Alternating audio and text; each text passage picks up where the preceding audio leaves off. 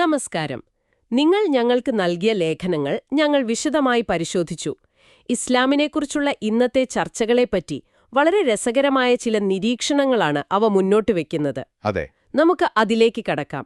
അതിലെ ഒരു പ്രധാന ആശയം തുടങ്ങുന്നത് വളരെ ചിന്തിപ്പിക്കുന്ന ഒരു താരതമ്യത്തിലൂടെയാണ്. ആ ആ ആനയുടെ ഉപമ അല്ലേ? അതെ, അത് തന്നെ. സങ്കൽപ്പിക്കുക, ഒരാൾക്കൊരു വലിയ ആനയെ സമ്മാനമായി കിട്ടുന്നു. ലോകത്തിലെ ഏറ്റവും മനോഹരമായ ഒരു ജീവി. പക്ഷെ അതിന്റെ സൗന്ദര്യം മറ്റുള്ളവരെ കാണിക്കുന്നതിന് പകരം അയാൾ എന്തു ചെയ്യുന്നു? ആ ആനയെ സ്വന്തം വീടിന്റെ മുറ്റത്ത് കെട്ടിയിട്ട് അതിനു ചുറ്റും വലിയൊരു മതിൽ പണിയുന്നു. പിന്നീട് അവിടെ നടക്കുന്ന ചർച്ചകളും തർക്കങ്ങളുമെല്ലാം ആ ആനയെക്കുറിച്ചല്ല, മറിച്ച് ആ മതിലിന്റെ നിറം എന്തായിരിക്കണം, അതിന്റെ ഉയരം എത്ര വേണം എന്നതിനെക്കുറിച്ചൊക്കെയാണ്. ശരിയാണ്. ആനയെ മറച്ചുവെക്കുന്ന ആ മതിൽ വളരെ ശക്തമായ ഒരു രൂപകമാണ്. അതെ, കാരണം ഇന്നത്തെ നമ്മുടെ ഈ വിശകലനത്തിന്റെ കേന്ദ്രബിന്ദുവും അതുതന്നെയാണ്. ഇസ്ലാമിന്റെ അടിസ്ഥാന തത്വങ്ങൾ എന്തൊക്കെയാണ്? അവ പല സംഘടനകളിലൂടെയും ഗ്രൂപ്പുകളിലൂടെയും അവതരിപ്പിക്കപ്പെടുമ്പോൾ അവയ്ക്ക് എന്ത് മാറ്റമാണ് സംഭവിക്കുന്നത്? ശരിയാണ്. നിങ്ങൾ അയച്ചു തന്ന ഈ കുറിപ്പുകൾ മുന്നോട്ട് വയ്ക്കുന്ന പ്രധാന ചോദ്യം ഇതാണ്: സംഘടനകൾ കെട്ടിപ്പൊക്കിയ ഈ മതിലുകൾക്കപ്പുറം ഇസ്ലാമിന്റെ യഥാർത്ഥത്തിലുള്ള രൂപം എന്താണ്? ലോകസമാധാനത്തിന് ഇസ്ലാം നൽകുന്ന സംഭാവനകൾ എങ്ങനെയാണ് ഈ തർക്കങ്ങളിൽ മുങ്ങിപ്പോകുന്നത് എന്നതും. അതെ. അപ്പോൾ നമുക്ക് ഈ വിഷയത്തിലേക്ക് കുറച്ചുകൂടി ആഴത്തിലിറങ്ങിച്ചെല്ലാം. തീർച്ചയായും. ഈ ലേഖനങ്ങളിലെ എന്നെ ഏറ്റവും ആകർഷിച്ച ഒരു ആശയം ബ്രാൻഡിംഗ് എന്നതാണ്. ഓ, അത് വളരെ കൗതുകമുള്ളൊരു പ്രയോഗമാണ്. നമ്മൾ കടകളിൽ പോയി ഓരോ ബ്രാൻഡഡ് ഉൽപ്പന്നങ്ങൾ വാങ്ങുന്നതുപോലെ ഇസ്ലാം ഇന്ന് പല ലേബലുകളിൽ, പല ബ്രാൻഡുകളായിട്ടാണ് വിതരണം ചെയ്യപ്പെടുന്നത് എന്നതിൽ പറയുന്നു. ഓരോന്നിനും അതിന്റേതായ പാക്കേജിങ്ങും മാർക്കറ്റിംഗ് തന്ത്രങ്ങളും ഉണ്ടല്ലേ? അതെ. കേരളക്കരെ മുസ്ലിം സമൂഹത്തിൽ നമുക്ക് സുപരിചിതമായ ചില ധാരകളെയാണ് ലേഖനം ഇവിടെ ബ്രാൻഡുകൾ എന്ന് വിളിക്കുന്നത്. ഉദാഹരണത്തിന് കാന്തപുരം ബ്രാൻഡ്. അത് പാരമ്പര്യത്തിലും ആചാരാനുഷ്ഠാനങ്ങളിലും പിന്നെ ആത്മീയതയിലുമൊക്കെ കൂടുതൽ ശ്രദ്ധ കൊടുക്കുന്ന ഒന്നായിട്ടാണ് അവതരിപ്പിക്കപ്പെടുന്നത്. അതുപോലെ മറ്റുദാഹരണങ്ങളും ചൂണ്ടിക്കാണിക്കുന്നുണ്ട്. മറ്റൊന്നാണ് മുജാഹിദ് ബ്രാൻഡ്. അത് കുറച്ചുകൂടി യുക്തിക്കും നവീകരണത്തിനും പ്രാധാന്യം നൽകുന്നു. മതഗ്രന്ഥങ്ങളുടെ നേരിട്ടുള്ള വായനയ്ക്ക് ഊന്നൽ കൊടുക്കുന്ന ഒന്നായിട്ടാണ് അതിനെ കാണുന്നത്. അതെ. പിന്നെ ജമായത്ത് ബ്രാൻഡ്. അത് ഇസ്ലാമിനെ ഒരു സമ്പൂർണ്ണ വ്യവസ്ഥയായി കാണുകയും ഭരണത്തിലും സാമൂഹിക നീതിയിലുമൊക്കെ കൂടുതൽ ശ്രദ്ധ കേന്ദ്രീകരിക്കുകയും ചെയ്യുന്നു. ഇങ്ങനെ ഓരോ ബ്രാൻഡിനും അവരുടേതായ ഊന്നലുകളുണ്ട്. ഈ ബ്രാൻഡിംഗ് എന്ന ആശയം വളരെ കൗതുകകരമാണ്. പക്ഷെ എന്തുകൊണ്ടാണ് ഇങ്ങനെ സംഭവിക്കുന്നതെന്ന് ലേഖനം പറയുന്നുണ്ടോ? ഇത് ആളുകളെ സഹായിക്കാനാണോ, അതോ? അതൊരു പ്രധാനപ്പെട്ട ചോദ്യമാണ്. ലേഖകർ പറയുന്നത് ഇത് രണ്ടും സംഭവിക്കുന്നുണ്ട് എന്നാണ്. ഒരു വശത്ത് സാധാരണക്കാർക്ക് കാര്യങ്ങൾ എളുപ്പത്തിൽ മനസ്സിലാക്കാൻ ഇത്തരം ബ്രാൻഡുകൾ ഒരുപക്ഷെ സഹായിച്ചേക്കാം. ശരി. എന്നാൽ മറുവശത്ത് ഇത് സംഘടനകളുടെ നിലനിൽപ്പിന്റെ ഭാഗമായി മാറുന്നു. ഇവിടെയാണ് അടുത്ത രൂപകം വരുന്നത്. സൂര്യന്റെയും ജനലിന്റെയും. അതെ. ഇസ്ലാം ഒരു സൂര്യനെ പോലെയാണ്. അതിന്റെ പ്രകാശം എല്ലാവർക്കും ഒരുപോലെ അവകാശപ്പെട്ടതാണ്. പക്ഷേ ഓരോ സംഘടനയും അവരുടെ കെട്ടിടത്തിലെ ചെറിയ ജനലിലൂടെ വരുന്ന വെളിച്ചം മാത്രമാണ് യഥാർത്ഥ സൂര്യപ്രകാശമെന്ന് അവരുടെ അനുയായികളെ പഠിപ്പിക്കുന്നു. ഓഹോ. ആ ജനൽ ചതുരത്തിലാണെങ്കിൽ ഇസ്ലാം ചതുരത്തിലാണെന്ന് അവർ വിശ്വസിക്കുന്നു. വട്ടത്തിലാണെങ്കിൽ ഇസ്ലാം വട്ടത്തിലാണെന്നും. യഥാർത്ഥത്തിൽ സൂര്യൻ ആരുടെയും സ്വന്തമല്ല എന്നുള്ള അടിസ്ഥാന യാഥാർത്ഥ്യം ഇതിനിടയിൽ നഷ്ടപ്പെടുന്നു. കൃത്യമായി. ആ ഒരു കാഴ്ചപ്പാടിൽ അത് നഷ്ടപ്പെട്ടു പോകുന്നു. അപ്പോ സാധാരണക്കാരന്റെ ഭാഗത്തു നിന്നുള്ള ഒരു ചോദ്യം ഈ കുറിപ്പുകളിൽ ഉദ്ധരിക്കുന്നുണ്ട്. അത് ഈ വിഷയത്തിന്റെ കാതലിൽ തൊടുന്ന ഒന്നാണ്. എന്താണത്? നിങ്ങൾ എപ്പോഴാണ് ഈ ആനയെ ഞങ്ങൾക്ക് കാണിച്ചു തരിക? അതോ ഈ മതിൽ പണി ഇനിയെന്ന് തീരും? അതൊരു വല്ലാത്ത ചോദ്യമാണ്. അതെ. അപ്പോൾ ഈ ലേഖനങ്ങൾ പറയുന്ന പ്രശ്നം ഇതാണെങ്കിൽ എന്താണ് ഇതിനൊരു ബദലായി അവർ മുന്നോട്ട് വെക്കുന്ന കാഴ്ചപ്പാട്? ഖുർആൻ തന്നെ ഈ വിഷയത്തെ എങ്ങനെയാണ് കാണുന്നത്? അവിടെയാണ് ചർച്ചയുടെ ഗതി മാറുന്നത്.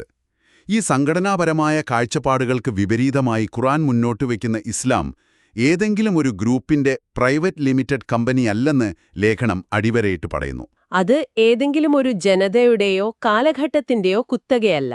അല്ല. ഈ സാർവലൗകികത എന്ന ആശയത്തിന് ഏറ്റവും വലിയ അടിവരയിടുന്നത് ഖുർആനിലെ ഒരു വാക്യം തന്നെയാണെന്ന് ലേഖകർ പറയുന്നു. അത് കേൾക്കുമ്പോൾ ഈ ആശയം കൂടുതൽ വ്യക്തമാകും.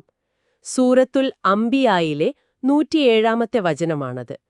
ലോകർക്കാകമാനം ഒരു കാരുണ്യമായിട്ടല്ലാതെ നിന്നെ നാം നിയോഗിച്ചിട്ടില്ല. അതെ, ആ പ്രയോഗം ശ്രദ്ധേയമാണ്.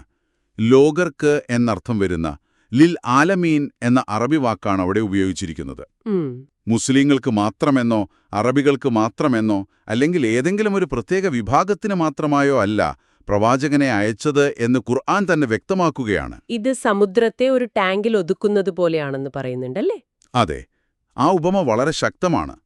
സമുദ്രം പോലെ വിശാലമാകേണ്ട ഒരു ദർശനത്തെ നമ്മുടെ വീട്ടിലെ ഒരു ചെറിയ ടാങ്കിൽ ഒതുക്കി നിർത്തിയിട്ട് ഇതാണ് സമുദ്രം എന്ന് പറയുന്നതിലെ വൈരുദ്ധ്യമാണ് ലേഖനം ഇവിടെ ചൂണ്ടിക്കാണിക്കുന്നത്. ഇതൊരു വലിയ കാഴ്ചപ്പാടാണ്. ഇത് കേവലം വിശ്വാസികൾക്ക് മാത്രമല്ല, അല്ല, മുഴുവൻ മനുഷ്യർക്കും, എന്തിനേറെ സർവ്വചരാചരങ്ങൾക്കും വേണ്ടിയുള്ളൊരു കാരുണ്യമായാണ് ഇസ്ലാം സ്വയം പരിചയപ്പെടുത്തുന്നത്. അതൊരു വലിയ ചിന്തയാണ്. അത് കേവലം ഒരു മതത്തിനപ്പുറം ഒരു സാർവത്രികമായ കാഴ്ചപ്പാടാണ് നൽകുന്നത്. അപ്പോൾ ഖുർആൻ മുന്നോട്ട് വയ്ക്കുന്നത് ഇത്രയും വിശാലമായ ഒരു കാഴ്ചപ്പാടാണെങ്കിൽ അത് ജീവിതത്തിൽ എങ്ങനെയായിരുന്നു പ്രാവർത്തികമാക്കിയത്? പ്രവാചകന്റെ ജീവിതത്തിലേക്ക് നോക്കുമ്പോൾ അതെ, പ്രവാചകന്റെ ജീവിതത്തിൽ ഈ സംഘടനാ ചിന്തകൾക്ക് സ്ഥാനമുണ്ടായിരുന്നോ എന്നാണ് ലേഖനം അടുത്തതായി പരിശോധിക്കുന്നത്. തീർച്ചയായും മുഹമ്മദ് നബി ഒരു സംഘടനാ നേതാവായിരുന്നില്ല, മറിച്ച് ഒരു പരിഷ്കർത്താവും വഴികാട്ടിയുമായിരുന്നു എന്നാണ് ലേഖനം വാദിക്കുന്നത്. അദ്ദേഹത്തിന്റെ ജീവിതത്തിൽ നിന്ന് നൽകിയിരിക്കുന്ന ഉദാഹരണങ്ങൾ നോക്കൂ. വിശന്നു വലഞ്ഞൊരാൾക്ക് ഭക്ഷണം കൊടുക്കുമ്പോൾ അയാളുടെ വിശ്വാസം എന്താണ് അഥവാ അഖീദ എന്താണെന്ന് അദ്ദേഹം ഒരിക്കലും ചോദിച്ചിരുന്നില്ല. വിശപ്പെന്ന മനുഷ്യന്റെ അടിസ്ഥാനപരമായ പ്രശ്നത്തിനാണ് അദ്ദേഹം പ്രാധാന്യം കൊടുത്തത്. അതുപോലെ അയൽപക്ക ബന്ധങ്ങളുടെ കാര്യത്തിലും അയൽക്കാരനൊരു ജൂതനോ ക്രിസ്ത്യാനിയോ ആകട്ടെ, അവരുടെ സുഖവിവരങ്ങൾ അദ്ദേഹം അന്വേഷിച്ചിരുന്നു, നല്ല ബന്ധം പുലർത്തിയിരുന്നു. എന്നാൽ ലേഖനം പാഠശാല ഇസ്ലാം എന്ന് വിശേഷിപ്പിക്കുന്ന ഇന്നത്തെ പല പഠനരീതികളും ഊന്നൽ കൊടുക്കുന്നത് സ്വന്തം ഗ്രൂപ്പിലുള്ളവരെ എങ്ങനെ സ്നേഹിക്കണം, മറ്റുള്ളവരെ എങ്ങനെ പ്രതിരോധിക്കണം എന്നൊക്കെയാണ്. അവിടെയാണ് അടിസ്ഥാനപരമായ വ്യത്യാസം വരുന്നത്. പ്രവാചകൻ പഠിപ്പിച്ചത് മനുഷ്യനെ എങ്ങനെ സ്നേഹിക്കണം എന്നായിരുന്നു, ഒരു പ്രത്യേക വിഭാഗത്തെയോ സംഘടനയോ അല്ല.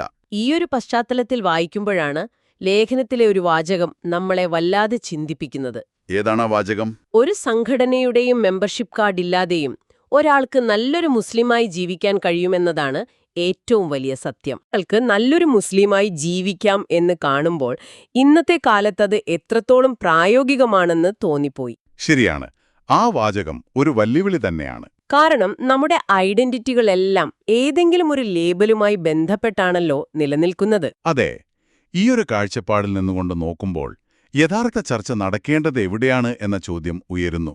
സംഘടനകൾ തമ്മിലുള്ള ചെറിയ തർക്കങ്ങൾ മാറ്റിവെച്ചാൽ ഇസ്ലാം ലോകസമാധാനത്തിനു വേണ്ടി എന്തു പറയുന്നു എന്നതിലാണ് യഥാർത്ഥ ഊർജം ചെലവഴിക്കേണ്ടതെന്ന് ലേഖനം വാദിക്കുന്നു. അതിനായി കാരുണ്യത്തിന്റെ രാഷ്ട്രീയം എന്ന് വിശേഷിപ്പിക്കാവുന്ന 4 പ്രധാന സ്തംഭങ്ങളെക്കുറിച്ച് ഈ കുറിപ്പുകളിൽ വിശദീകരിക്കുന്നുണ്ട്. കാരുണ്യത്തിന്റെ രാഷ്ട്രീയം, അതൊരു നല്ല പ്രയോഗമാണ്. അതെ, നമുക്ക് ആ 4 കാര്യങ്ങൾ ഓരോന്നായി പരിശോധിക്കാം. എന്താണ് അതിലൊന്നാമത്തേത്? ഒന്നാമത്തേത് മനുഷ്യസമത്വം. ലോകത്തെ പല പ്രശ്നങ്ങൾക്കും യുദ്ധങ്ങൾക്കും വംശീയ കലാപങ്ങൾക്കും കാരണം ഞാൻ നിന്നേക്കാൾ ശ്രേഷ്ഠനാണ് എന്ന ചിന്തയാണ്. എന്റെ വംശം, എന്റെ നിറം, എന്റെ രാജ്യം. അതെ, ഈ അഹന്ത. എന്നാൽ ഖുർആൻ ഈ ചിന്തയുടെ അടിവേരറുക്കുകയാണ്. എല്ലാ മനുഷ്യരും ഒരേ മാതാപിതാക്കളിൽ നിന്നുള്ളവരാണെന്ന് പ്രഖ്യാപിച്ചുകൊണ്ട് മനുഷ്യർക്കിടയിൽ ഒരു വലിയ കുടുംബബന്ധം സ്ഥാപിക്കുകയാണത് ചെയ്യുന്നത്. ഈ ആശയത്തെ സാധൂകരിക്കാനായി അവർ ചൂണ്ടിക്കാണിക്കുന്നത് സൂറത്തുൽ ഹുജ്റാത്തിലെ 13-ാം വചനമാണ്. ഓ മനുഷ്യരെ, നിങ്ങളെ നാം ഒരു പുരുഷനിൽ നിന്നും സ്ത്രീയിൽ നിന്നുമാണ് സൃഷ്ടിച്ചത്. നിങ്ങൾ അന്യോന്യം തിരിച്ചറിയേണ്ടതിന് നിങ്ങളെ നാം വിവിധ സമുദായങ്ങളും ഗോത്രങ്ങളുമാക്കുകയും ചെയ്തിരിക്കുന്നു.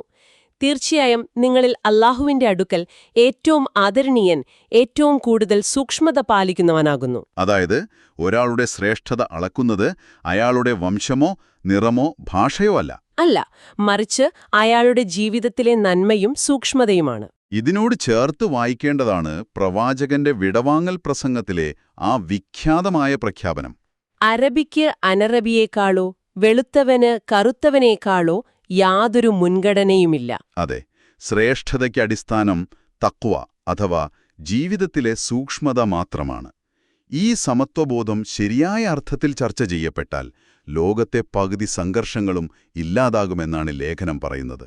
ഈ സമത്വമെന്ന ആശയം ഇത്ര ശക്തമായിരിക്കെ എന്തുകൊണ്ടാണ് നമ്മൾ തുടക്കത്തിൽ പറഞ്ഞ ബ്രാൻഡുകൾക്കിടയിൽ ഇപ്പോഴും തർക്കങ്ങൾ നിലനിൽക്കുന്നത്? അത് ഈ ആശയത്തെ ശരിയായി ഉൾക്കൊള്ളാത്തതുകൊണ്ടാണോ? അതൊരു നല്ല ചോദ്യമാണ്. ലേഖനം പരോക്ഷമായി പറയുന്നത് അതാണ്. ഓരോ ബ്രാൻഡും തങ്ങളാണ് കൂടുതൽ ശരിയെന്ന് വാദിക്കുമ്പോൾ ഈ അടിസ്ഥാനപരമായ സമത്വബോധം നഷ്ടപ്പെടുന്നു. എന്റെ സംഘടനയാണ് ശരി എന്ന് പറയുന്നത് ഞാനാണ് ശ്രേഷ്ഠൻ എന്ന് പറയുന്നതിന്റെ മറ്റൊരു രൂപമായി മാറുന്നു. മനസ്സിലായി. ഇനി രണ്ടാമത്തെ സ്തംഭത്തിലേക്ക് വരാം. ഈ സമത്വം സ്വാഭാവികമായും നമ്മളെ എത്തിക്കുന്നത് ജീവന്റെയും സ്വത്തിന്റെയും സംരക്ഷണത്തിലേക്കാണ്. അതെ, എല്ലാവരും തുല്യരാണെങ്കിൽ ഓരോ ജീവനും ഒരുപോലെ വിലപ്പെട്ടതാണ്. അതൊരു അടിസ്ഥാന മനുഷ്യാവകാശമാണ്. തീർച്ചയായും സമാധാനമെന്നത് വെറുമൊരു വാക്കല്ല. അത് ഓരോ വ്യക്തിയുടെയും ജീവനും അഭിമാനത്തിനും സ്വത്തിനും സമൂഹം നൽകുന്ന ഉറപ്പാണ്. ഇതിൽ പറയുന്ന ആ ആശയം വളരെ ശക്തമാണ്. ഒരു മനുഷ്യനെ അന്യായമായി കൊല്ലുന്നത് ലോകത്തെ മുഴുവൻ മനുഷ്യരെയും കൊല്ലുന്നതിന് തുല്യമാണെന്ന ആശയം. അതൊരു വിപ്ലവകരമായ പ്രഖ്യാപനമാണ്. ഖുറാനിലെ ആ വചനം വളരെ ശക്തമാണ്.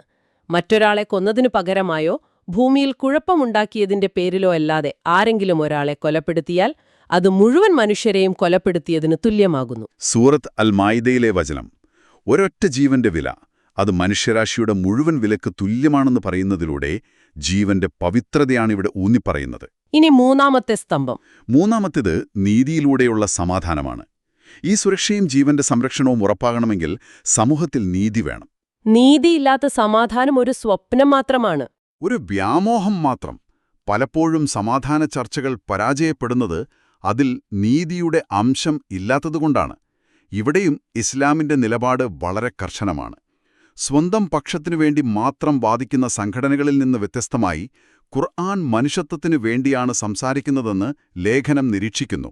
ശത്രുവിനോട് പോലും നീതി കാണിക്കണം എന്ന ആശയം ഇന്നത്തെ ലോകത്ത് വളരെ പ്രസക്തമാണ്. അതെ. സൂറത്ത് അൽ മാഇദയിലെ 8-ാമത്തെ വചനം ലേഖനം ഉദ്ധരിക്കുന്നുണ്ട്.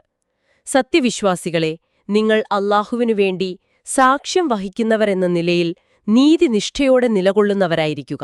എന്നിട്ട് പറയുന്നു, ഒരു ജനതയോടുള്ള വിരോധം നീതി പ്രവർത്തിക്കാതിരിക്കാൻ നിങ്ങൾക്ക് പ്രേരണയാകരുത്. ഇതൊന്ന് ആലോചിച്ചു നോക്കൂ.